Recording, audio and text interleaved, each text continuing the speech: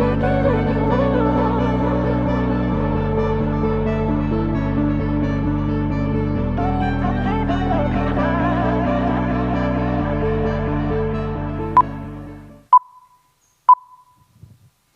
était une fois un pylône qui se détériorait. Il était peu apprécié des riverains et il avait peur qu'on l'abatte à cause de tous ses défauts. Sur ce, les hommes sont venus l'escalader pour procéder à des réparations et l'analyser. Mais l'entreprise était dangereuse parce qu'un pylône, c'est parfois aussi haut que la tour Eiffel. Donc, les humains ont fait appel à une nouvelle technologie pour les aider à réaliser cette analyse de manière plus sécurisée, le drone. Mais le drone, ça ne veut pas dire que l'humain n'a plus rien à faire. Ça nécessite toujours un pilote qui doit être en permanence concentré pour éviter de cracher le drone dans un pylône qui n'a rien demandé. Donc, pour ce faire, le pilote doit être toujours concentré pour gérer le vent, mais aussi la perspective, parce que ce n'est pas facile de voir où se trouve le drone quand celui-ci vole à plus de 60 mètres de haut. C'est là que ma thèse rentre en jeu. Mon but est d'automatiser les mouvements du drone pour que celui-ci soit capable de voler de manière complètement autonome et réduire la charge mentale du pilote pour que celui-ci puisse s'occuper d'autres tâches.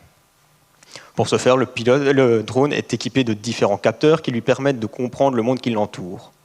Plus précisément, je travaille sur des intelligences artificielles qui vont analyser toutes les données de ces capteurs en temps réel.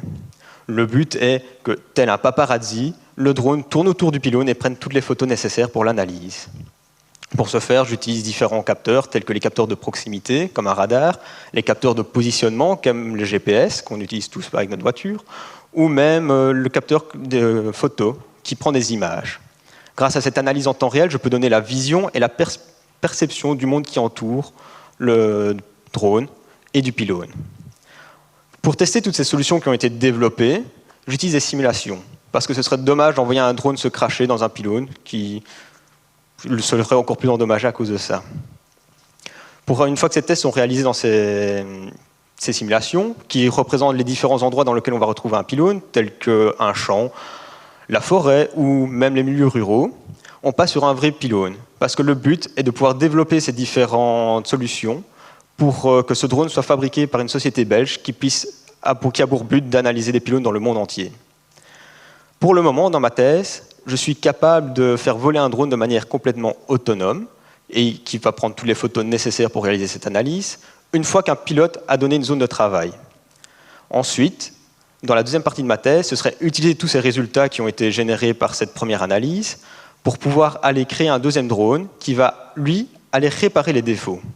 Parce que c'est bien beau de les détecter, mais pouvoir plus les réparer, ce sera encore mieux. Donc, tous ces défauts, on va prendre les défauts les plus mineurs et envoyer ce drone pour les réparer. Comme ça, on évite que ces défauts s'aggravent au fur et à mesure du temps. Grâce à ça, je l'espère que, dans le futur, comme dans un conte de fées, tous mes pylônes puissent vivre longtemps et heureux, mais ils n'auront pas d'enfants, bien sûr, parce que c'est des pylônes. Merci.